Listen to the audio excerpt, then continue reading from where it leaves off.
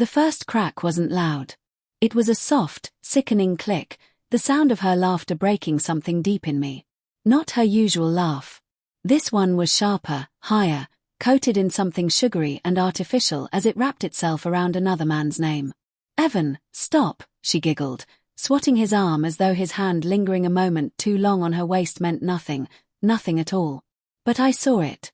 I felt it. A thin wire of dread tightened around my chest, pulling, twisting, demanding I pay attention. Her friends had suggested this.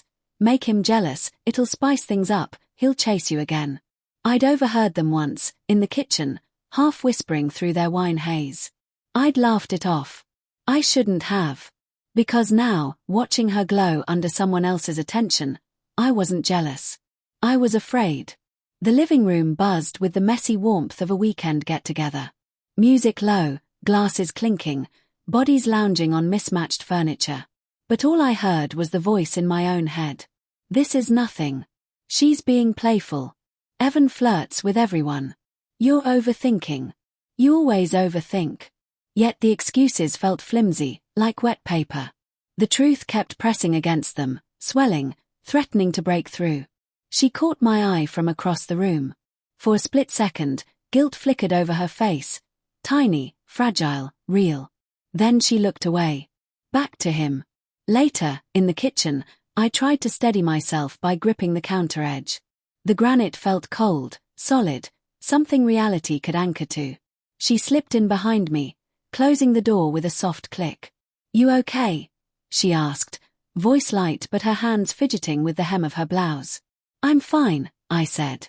"Lie number 1. You're having fun." She hesitated.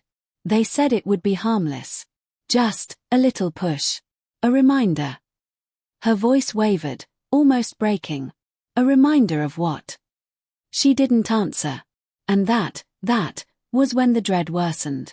When the silence between us felt heavier than any words she could have spoken. As the night dragged on, I watched them. Not obsessively, not crazed, just observant. She kept drifting toward him, then away, like she was caught in gravity she didn't fully understand. And every time she returned, her eyes avoided mine a little longer. At one point, Evan leaned down to whisper something against her ear. Her breath hitched, barely audible, but I felt it like a punch. She didn't move away. She didn't correct him. Something inside me snapped. Not loudly. Quietly, the way the first crack in a dam doesn't announce the flood. When people finally left and the house settled into a drunken hush, she stood in the hallway with her shoes dangling from her fingers. "Say something," she whispered. So I did. "Did you want him to flirt with you? Or did you want to flirt back?" Her eyes glistened. I didn't mean for it to go that far. My pulse stuttered. That far? What does that mean? She pressed her palms to her face. I kissed him. The words tore through the air, sharp and merciless, and the world tilted. My throat closed, my heart lurched, a hollow, echoing drop inside my chest.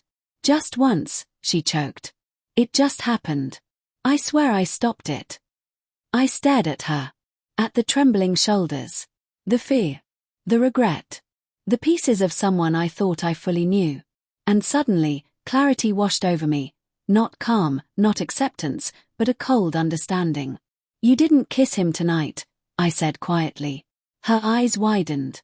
She froze. Because she hadn't said tonight. She hadn't said when at all. Her silence, her panic, the way her breath caught, it told me everything.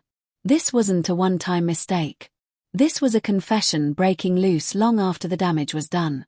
And in that moment, standing in the dim hallway where our wedding photos lined the wall like witnesses, I realized the truth.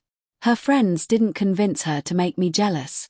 They convinced her to reveal what I was never supposed to find out.